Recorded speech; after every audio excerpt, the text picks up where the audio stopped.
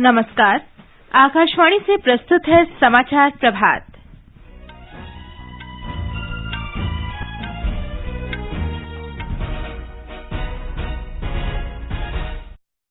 बिहार विधानसभा चुनाव के पहले चरण में 53% से अधिक मतदान। राष्ट्रपति रामनाथ कोविंद ने दिल्ली और आसपास के क्षेत्रों में वायु गुणवत्ता प्रबंधन के लिए आयोग गठित करने संबंधी अध्यादेश जारी किया। देश में कोविड-19 से स्वस्थ होने की दर 90% से अधिक, उपचाराधीन रोगियों की संख्या 8% से कम। मध्य एशियाई देशों के विदेश मंत्रियों ने क्षेत्र के विकास के लिए भारत द्वारा 1 अरब अमेरिकी डॉलर की ऋण सुविधाओं के प्रस्ताव का स्वागत किया। और आईपीएल क्रिकेट में मुंबई इंडियंस ने रॉयल चैलेंजर्स बैंगलोर को 5 विकेट से हराया। समाचार प्रभात में सिद्धार्थ सिंह के साथ मैं फरहत नाज। कोविड-19 महामारी के खिलाफ देश एकजुट होकर लड़ रहा है। आप भी हमारे साथ सुरक्षा और बचाव के 3 आसान एहतियाती उपायों का संकल्प लें। मास्क पहनें, 2 गज दूरी है जरूरी, सुरक्षित दूरी बनाए रखें, हाथ और मुंह साफ रखें। अब समाचार विस्तार से। बिहार में विधानसभा चुनाव के पहले चरण में कल 16 जिलों में 71 निर्वाचन क्षेत्रों में लगभग 53.54% मतदाताओं ने वोट डाले। 2015 के विधानसभा चुनाव की तुलना में 1.21% कम मतदान दर्ज किया गया। मुख्य निर्वाचन अधिकारी एचआर श्रीनिवास ने बताया कि सुदूर क्षेत्रों से मतदान के अंतिम आंकड़े मिलने के बाद वोटिंग का प्रतिशत बढ़ जाएगा। सर्वाधिक 62.50% मतदान धोरैया सीट पर रिकॉर्ड किया गया। बांका में 60.97% और कटोरिया में 60.84% मतदान हुआ। कल जिन 71 सीटों पर मतदान हुआ उनमें से 35 निर्वाचन क्षेत्र नक्सल प्रभावित इलाकों में है, लेकिन अब तक किसी अप्रिय घटना का समाचार नहीं है। नक्सल प्रभावित अधिकतर जिलों में मतदान का प्रतिशत पिछले विधानसभा चुनावों की तुलना में अधिक रहा। इस बीच दूसरे चरण के मतदान के लिए चुनाव प्रचार चरम पर है। हमारे संवाददाता ने बताया है कि राष्ट्रीय जनतांत्रिक गठबंधन और महागठबंधन के प्रमुख नेता राज्य भर में रैली आयोजित कर रहे हैं। भाजपा के वरिष्ठ नेता और उत्तर प्रदेश के मुख्यमंत्री योगी आदित्यनाथ ने सीवान जिले के वसंतपुर में चुनावी सभा को संबोधित करते हुए कहा कि एनडीए ने जातिवाद की राजनीति से मुक्ति दिलाई है। आरजेडी के वरिष्ठ नेता तेजस्वी यादव ने कहा कि नीतीश सरकार के 15 वर्षों के कार्यकाल में गरीबी और बेरोजगारी बढ़ी है। एलजेपी अध्यक्ष चिराग पासवान ने गोपालगंज के कुचायकोट में राज्य में शराबबंदी और 7 निश्चय योजना को विफल बताते हुए इसे लूट का जरिया बताया। आरएलएसपी अध्यक्ष उपेंद्र कुशवाहा और वामपंथी दलों के नेता भी अपने अपने उम्मीदवारों के पक्ष में रोड शो और नुक्कड़ सभा कर रहे हैं। आकाशवाणी समाचार के लिए पटना से कृष्ण कुमार लाल।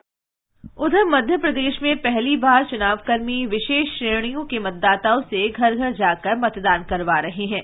राज्य में 28 सीटों पर उपचुनाव हो रहे हैं। राज्य में 3 नवंबर को मतदान होगा, जबकि 10 नवंबर को चुनाव परिणाम घोषित किए जाएंगे। मध्य प्रदेश में 28 सीटों पर होने जा रहे उपचुनाव में दिव्यांग और 80 वर्ष से अधिक उम्र वाले मतदाताओं की संख्या करीब 1,18,000 है, जिनमें 80 वर्ष से अधिक उम्र वाले मतदाता 66,000 से अधिक हैं। 19,000 से ज्यादा इन बुजुर्ग मतदाताओं ने घर से ही वोट डालने की इच्छा जाहिर की है। इसी तरह इन सीटों पर 52,000 से अधिक दिव्यांग वोटर हैं। इनमें से 10,652 ने वोट फ्रॉम होम को अपनाया है। जानकारी के मुताबिक कुल मिलाकर 29,000 से अधिक मतदाताओं ने वोट फ्रॉम होम सुविधा के तहत वोट डालने के लिए पंजीयन कराया है और करीब 15,000 से अधिक मतदाता अब तक वोट डाल भी चुके हैं। निर्वाचन आयोग ने कोरोना मरीजों को भी घर से ही वोट डालने की सुविधा प्रदान की है। प्रदेश में लगभग 50 कोरोना मरीजों ने अब तक मतदान किया है। घर बैठे वोट डालने की यह सुविधा 2 नवंबर तक उपलब्ध रहेगी। संजीव शर्मा, आकाशवाणी समाचार, भोपाल। राष्ट्रपति रामनाथ कोविंद ने राष्ट्रीय राजधानी क्षेत्र और आसपास के इलाकों में वायु गुणवत्ता प्रबंधन के लिए एक आयोग गठित करने संबंधी अध्यादेश जारी किया है।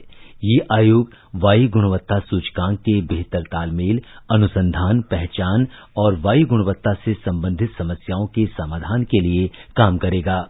आयोग में अन्य लोगों के अलावा एक अध्यक्ष, पर्यावरण मंत्रालय का एक प्रतिनिधि, दिल्ली, हरियाणा, पंजाब, उत्तर प्रदेश और राजस्थान के सदस्य, केंद्रीय प्रदूषण नियंत्रण बोर्ड तथा भारतीय अंतरिक्ष अनुसंधान संगठन के तकनीकी विशेषज्ञ होंगे।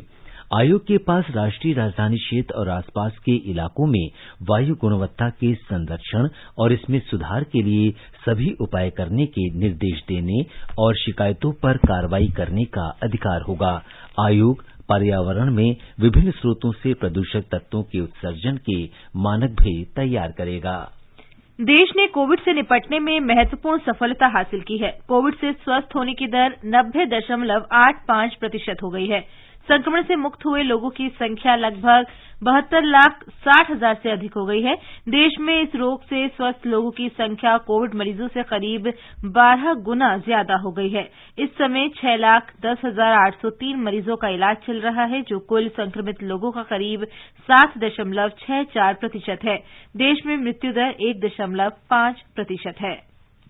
दिल्ली में कोविड रोगियों के स्वस्थ होने की दर 90.33% पर पहुंच गई है। राजधानी में अब तक 3,34,240 रोगी स्वस्थ हो चुके हैं। 5,673 नए कोरोना मरीजों की पुष्टि के साथ दिल्ली में संक्रमित व्यक्तियों की संख्या बढ़कर 3,70,000 से ऊपर हो गई।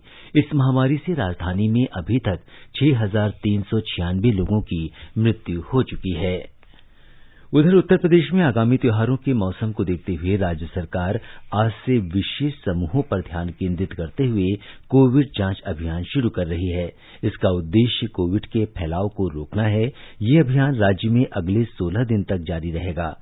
हमारे संवाददाता ने बताया है कि राज्य सरकार लोगों से निरंतर अपील कर रही है कि वे सुरक्षित दूरी बनाए रखें और कोविड संबंधी नियमों का अनुपालन करें।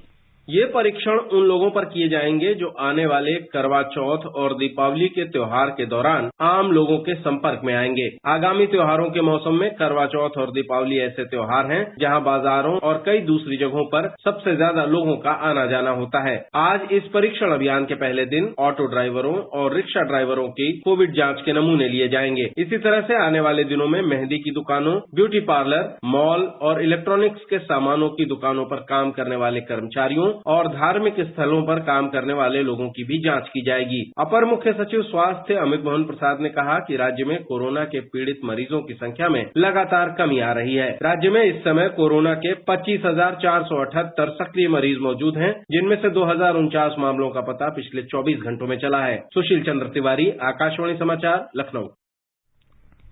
बिहार में कोविड से स्वस्थ होने की दर 95% से अधिक हो गई है। ये राष्ट्रीय औसत से 4.4% अधिक है। राज्य में सक्रिय रोगियों की संख्या निरंतर कम हो रही है। वर्तमान में राज्य के विभिन्न अस्पतालों में 8,776 रोगियों का उपचार चल रहा है। पिछले 24 घंटों में 1,073 रोगियों को पूरी तरह स्वस्थ होने पर अस्पतालों से छुट्टी दी गई। इस दौरान राज्य में 780 नए रोगियों की पुष्टि हुई है। राज्य में 2,04,000 से अधिक रोगी पूरी तरह स्वस्थ हो चुके हैं। वहीं गुजरात में पिछले 24 घंटों के दौरान कोरोना संक्रमण के 980 नए मरीजों की पुष्टि हुई। हमारे संवाददाता ने बताया है कि राज्य में कोविड से स्वस्थ होने की दर 89.97% हो गई है। गुजरात में संक्रमण के अब तक 1,70,053 मामले सामने आ चुके हैं, जिसमें से 1,52,995 मरीज ठीक हो चुके हैं। कल 1,107 मरीजों के ठीक होने के साथ अस्पतालों से छुट्टी दी गई। राज्य में अब तक 58,97,000 से अधिक लोगों का परीक्षण किया जा चुका है। संक्रमण से सबसे अधिक 227 नए मामले कल सूरत में दर्ज हुए, जबकि अहमदाबाद में 186 मामले सामने आए। राज्य में इस वक्त 13,354 सक्रिय मामले हैं। कल 6 लोगों की मृत्यु के साथ राज्य में कोविड-19 से जान गंवाने वाले मरीजों की संख्या 3,704 हो गई है। योगेश पंड्या, आकाशवाणी समाचार, अहमदाबाद। छत्तीसगढ़ में कोविड से संक्रमित लोगों की संख्या लगातार कम हो रही है। हमारे संवाददाता ने बताया है कि पिछले एक हफ्ते में 15,000 से अधिक लोग कोरोना संक्रमण से मुक्त हुए हैं। छत्तीसगढ़ में बीते 21 अक्टूबर को सक्रिय कोरोना मरीजों की संख्या करीब 25,800 थी, जो अब घटकर लगभग 21,700 ही रह गई है। इस दौरान जो 15,000 मरीज स्वस्थ हुए हैं, उनमें से लगभग 2,000 मरीजों का इलाज कोविड अस्पतालों या आइसोलेशन सेंटर में चल रहा था। वहीं करीब 13,000 मरीजों ने होम आइसोलेशन में रहते हुए अपना इलाज कराया है। प्रदेश में अब तक 1.5 लाख से अधिक कोरोना मरीज स्वस्थ हो चुके हैं। इस तरह राज्य में रिकवरी दर बढ़कर लगभग 87% तक पहुंच गई है। वहीं मृत्यु दर करीब 1% है। प्रदेश में कोरोना संक्रमितों की पहचान के लिए रोजाना 21,000 से अधिक नमूनों की जांच की जा रही है। इस बीच त्योहारों के इस मौसम में लोगों को कोरोना संक्रमण से बचने के लिए जरूरी सावधानियां अपनाने के बारे में जागरूक बनाने के उद्देश्य से अभियान भी चलाए जा रहे हैं। विकल्प शुक्ला, आकाशवाणी समाचार, रायपुर। तमिलनाडु में पिछले कई हफ्तों से कोविड संक्रमण के मामलों में लगातार कमी आ रही है। कल कोरोना के उपचाराधीन मरीजों की संख्या में भी कमी आई और ये 26,356 हो गया। मुख्यमंत्री ई पलनीस्वामी ने जिला प्रशासन और नगर निगम से ये सुनिश्चित करने को कहा है कि सभी लोग मास्क पहनें। हमारे संवाददाता ने बताया है कि मुख्यमंत्री ने कल जिला कलेक्टरों और चिकित्सा विशेषज्ञों से भी बातचीत की। मुख्यमंत्री ने बातचीत के दौरान विचार व्यक्त किया कि लगभग 35% लोग मास्क पहनने की परवाह नहीं कर रहे हैं, जिसकी वजह से इस महामारी पर नियंत्रण करने के प्रयासों में बाधा आ सकती है। उन्होंने सभी संबंधित अधिकारियों से सुरक्षा मानकों का पालन सुनिश्चित करने को कहा। इस बीच राज्य स्वास्थ्य विभाग के ताजा बुलेटिन में कहा गया है कि राज्य के 37 में से 25 जिलों में पिछले 24 घंटे के दौरान 50 से कम नए मरीज मिले हैं। 20 जिलों में किसी की भी मृत्यु नहीं हुई है। चेन्नई और उसके आसपास के सलेम तथा कोयम्बटूर जिलों में 1,000 से अधिक मरीजों का इलाज चल रहा है। आंकड़ों से पता चलता है कि कोविड महामारी के खिलाफ मरीजों की संख्या में काफी कमी आई है। चेन्नई से जयसिंह की रिपोर्ट के साथ समाचार कक्ष से नईम अख्तर। कर्नाटक में कल कोविड-19 के 3,146 नए मरीज सामने आए। इसके साथ ही राज्य में इस महामारी से संक्रमित लोगों की संख्या 8,12,784 हो गई है। कल 7,384 रोगियों को उपचार के बाद अस्पताल से छुट्टी दी गई। उपचार के बाद ठीक होने वालों की संख्या अब 60,33,558 हो गई है। इलेक्ट्रॉनिक्स और सूचना प्रौद्योगिकी मंत्रालय ने कहा है कि देश के सभी लोग कोविड महामारी का मिलकर मुकाबला करें। इसके लिए भारत सरकार ने निजी साझेदारी से आरोग्य सेतु आरंभ किया था। मंत्रालय ने सूचना अधिकार कानून के अंतर्गत मांगी गई एक सूचना के संदर्भ में केंद्रीय सूचना आयोग के आदेश पर यह स्पष्टीकरण जारी किया है। मंत्रालय ने कहा है कि भारत में महामारी को नियंत्रित करने में आरोग्य सेतु ऐप की भूमिका को लेकर कोई संदेह नहीं होना चाहिए। मंत्रालय ने यह भी बताया कि इस ऐप के विकास और प्रबंधन में विभिन्न चरणों में शामिल रहे लोगों के नाम सार्वजनिक सूचना के तौर पर साझा कर दिए गए थे और मीडिया ने भी इन्हें प्रकाशित किया था। मंत्रालय ने कहा है कि आरोग्य सेतु ऐप को बहुत ही पारदर्शी तरीके से विकसित किया गया है और इससे संबंधित सभी ब्यौरा और दस्तावेज इस साल 11 मई को आरोग्य सेतु पोर्टल पर अपलोड कर दिए गए थे। केंद्रीय स्वास्थ्य मंत्रालय की ई संजीवनी टेली मेडिसिन द्वारा 6 लाख लोगों को चिकित्सा परामर्श दिया गया है। अंतिम 1 लाख लोगों के लिए परामर्श पूरा करने में मात्र 15 दिन का समय लगा। ई संजीवनी डिजिटल प्लेटफॉर्म के माध्यम से कोविड महामारी के दौरान स्वास्थ्य सेवाओं को मरीजों के लिए आसान बना दिया गया है। स्वास्थ्य मंत्रालय ने बताया है कि इस दौरान स्वास्थ्य सेवाओं के लिए तमिलनाडु, केरल और गुजरात जैसे राज्य ई संजीवनी ओपीडी के माध्यम से सप्ताह में प्रत्येक दिन 12 घंटे की सेवाएं देते हैं। देश भर में 27 राज्यों और केंद्र शासित प्रदेशों में लोगों के लिए ई संजीवनी उपलब्ध है। विश्व स्वास्थ्य संगठन WHO के आंकड़ों के अनुसार समूचे विश्व में कोविड संक्रमण के मामले 4 करोड़ 35 लाख से ज्यादा हो गए हैं। यूरोप में संक्रमण से प्रतिदिन मौत का आंकड़ा पिछले सप्ताह के मुकाबले 40% से ऊपर है। WHO की प्रवक्ता डॉक्टर मार्गरेट हैरिस ने बताया कि कोविड संक्रमण के सबसे ज्यादा मामले फ्रांस, स्पेन, ब्रिटेन, नीदरलैंड और रूस में हैं। आगे बढ़ने से पहले एक नजर मुख्य समाचारों पर। बिहार विधानसभा चुनाव के पहले चरण में 53% से अधिक मतदान। राष्ट्रपति रामनाथ कोविंद ने दिल्ली और आसपास के क्षेत्रों में वायु गुणवत्ता प्रबंधन के लिए आयोग गठित करने संबंधी अध्यादेश जारी किया। देश में कोविड-19 से स्वस्थ होने की दर 90% से अधिक, उपचाराधीन रोगियों की संख्या 8% से कम। मध्य एशियाई देशों के विदेश मंत्रियों ने क्षेत्र के विकास के लिए भारत द्वारा 1 अरब अमरीकी डॉलर की ऋण सुविधाओं के प्रस्ताव का स्वागत किया और आईपीएल क्रिकेट में मुंबई इंडियंस ने रॉयल चैलेंजर्स बैंगलोर को 5 विकेट से हराया। भारत मध्य एशिया वार्ता की दूसरी बैठक कल डिजिटल वीडियो कॉन्फ्रेंस के रूप में आयोजित हुई। बैठक की अध्यक्षता विदेश मंत्री डॉक्टर एस जयशंकर ने की। बैठक में कजाकिस्तान, ताजिकिस्तान, तुर्कमेनिस्तान और उज्बेकिस्तान के विदेश मंत्री और किर्गिज गणराज्य के प्रथम उप विदेश मंत्री शामिल थे। बैठक के बाद जारी संयुक्त बयान में मंत्रियों ने आपसी संपर्क, ऊर्जा, सूचना प्रौद्योगिकी, स्वास्थ्य देखभाल, शिक्षा और कृषि क्षेत्रों की विकास परियोजनाओं के लिए भारत द्वारा 1 अरब अमरीकी डॉलर की ऋण सुविधाओं के प्रस्ताव का स्वागत किया। बैठक में इन देशों ने कोविड महामारी से लड़ने में भारत की ओर से दी गई मानवीय चिकित्सा सहायता के लिए आभार व्यक्त किया। संयुक्त बयान में यह भी कहा गया है कि बैठक में भारत और मध्य एशियाई देशों के बीच कारोबारी क्षेत्र में आर्थिक सहयोग और व्यापार का दायरा और बढ़ाने के प्रयासों पर जोर दिया गया।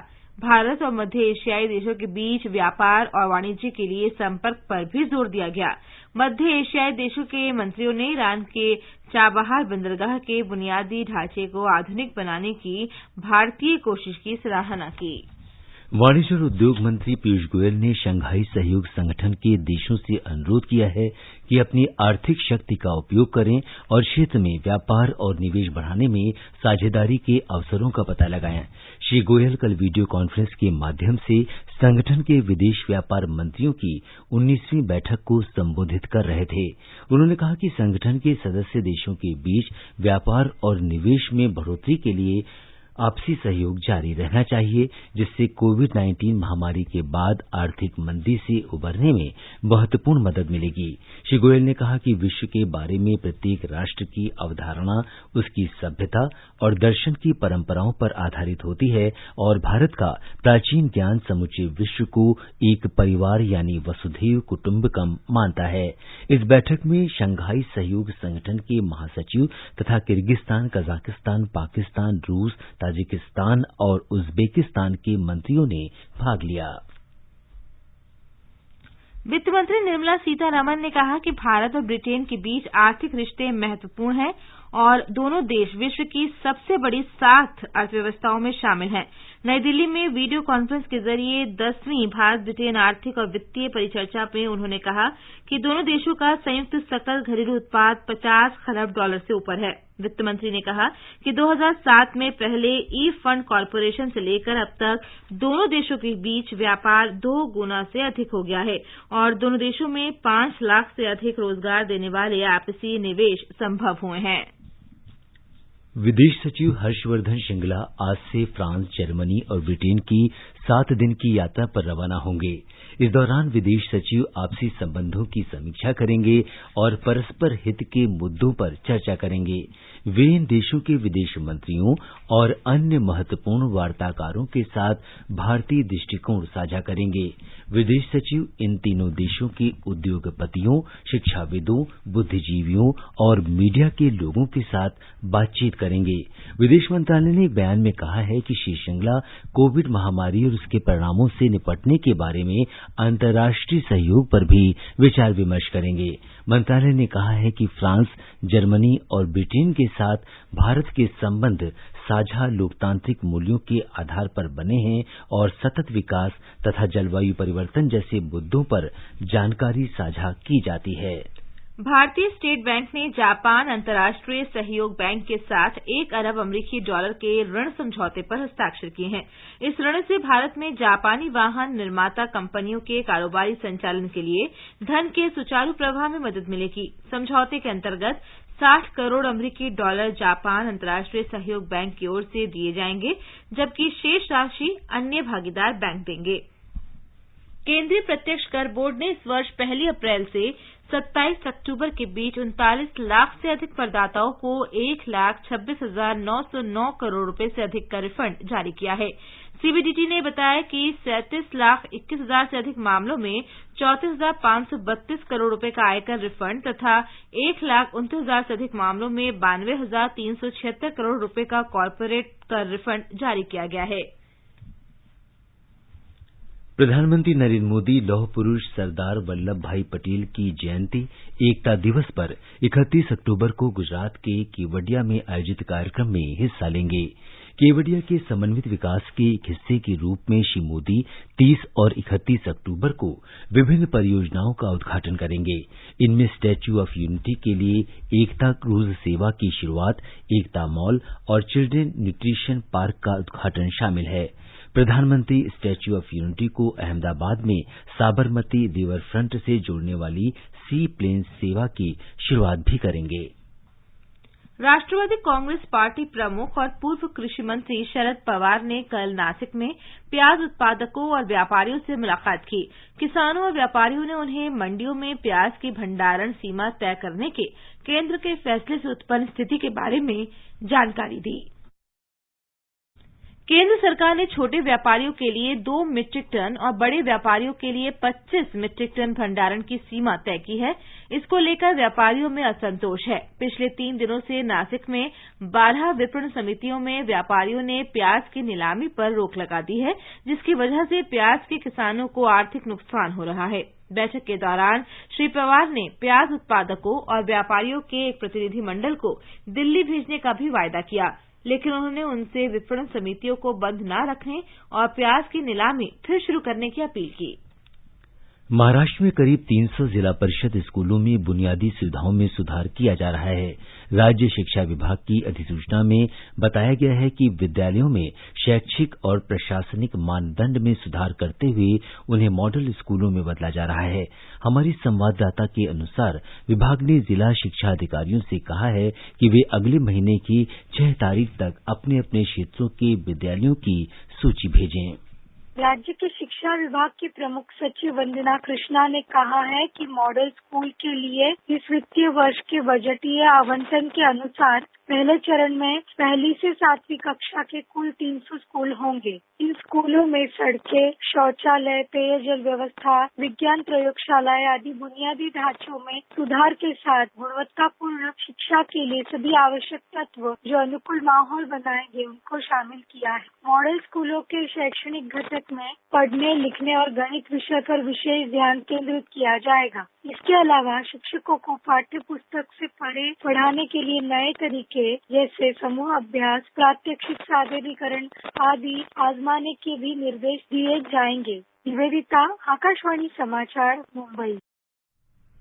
कर्नाटक के प्राथमिक और माध्यमिक शिक्षा मंत्री सुरेश कुमार ने स्कूलों को ऑनलाइन कक्षा मानकों का उल्लंघन करने के खिलाफ आगाह किया है।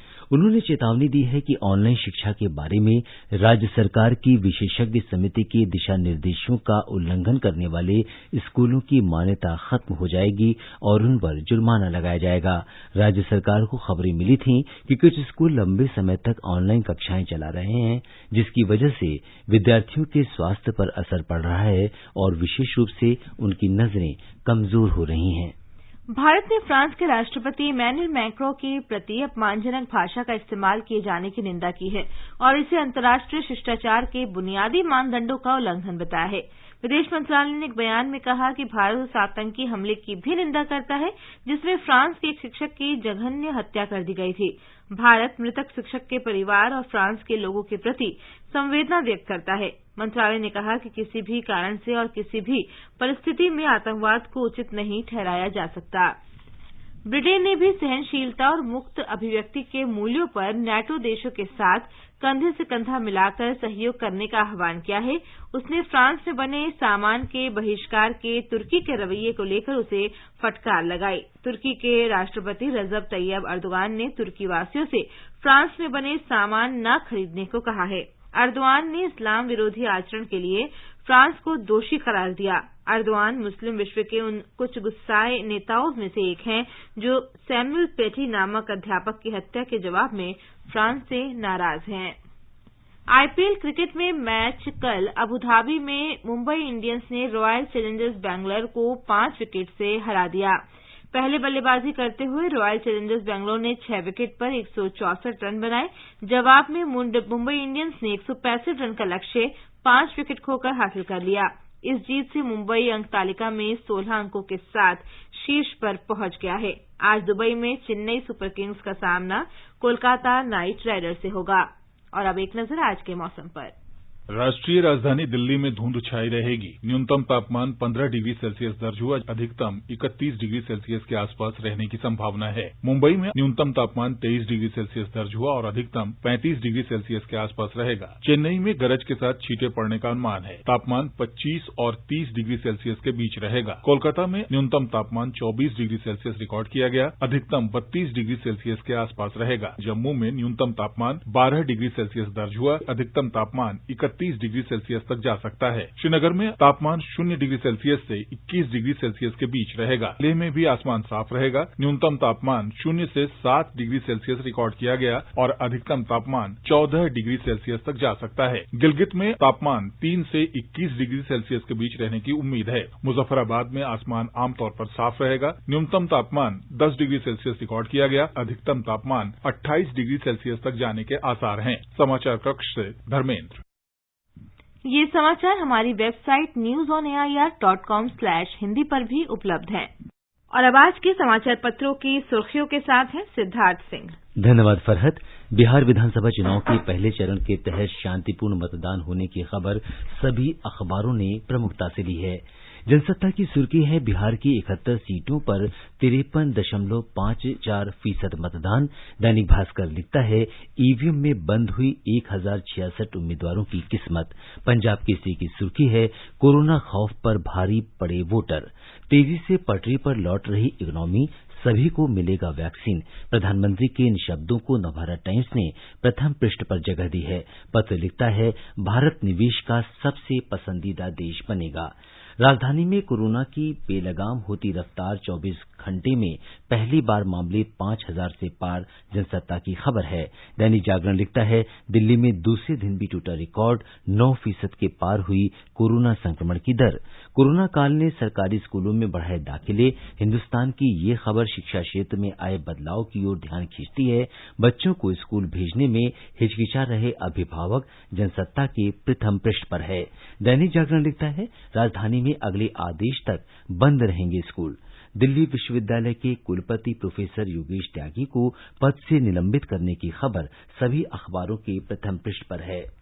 हिन्दुस्तान जामिया के 100 साल शीर्षक से लिखता है आजादी की लड़ाई से लेकर आधुनिक भारत का गवाह रहा जामिया। नवभारत टाइम्स की सुर्खी है जामिया ने आज पूरे किए 100 साल। गाय के गोबर के दिए से इस बार जगमग होगी दीपावली, 1,11,00,000 दिए तैयार। राजस्थान पत्रिका की सुर्खी है। और अंत में मुख्य समाचार एक बार फिर। बिहार विधानसभा चुनाव के पहले चरण में 53% से अधिक मतदान। राष्ट्रपति रामनाथ कोविंद ने दिल्ली और आसपास के क्षेत्रों में वायु गुणवत्ता प्रबंधन के लिए आयोग गठित करने संबंधी अध्यादेश जारी किया। देश में कोविड-19 से स्वस्थ होने की दर 90% से अधिक। उपचाराधीन रोगियों की संख्या 8% से कम। मध्य एशियाई देशों के विदेश मंत्रियों ने क्षेत्र के विकास के लिए भारत द्वारा $1 अरब अमेरिकी की ऋण सुविधाओं के प्रस्ताव का स्वागत किया। और आईपीएल क्रिकेट में मुंबई इंडियंस ने रॉयल चैलेंजर्स बैंगलोर को 5 विकेट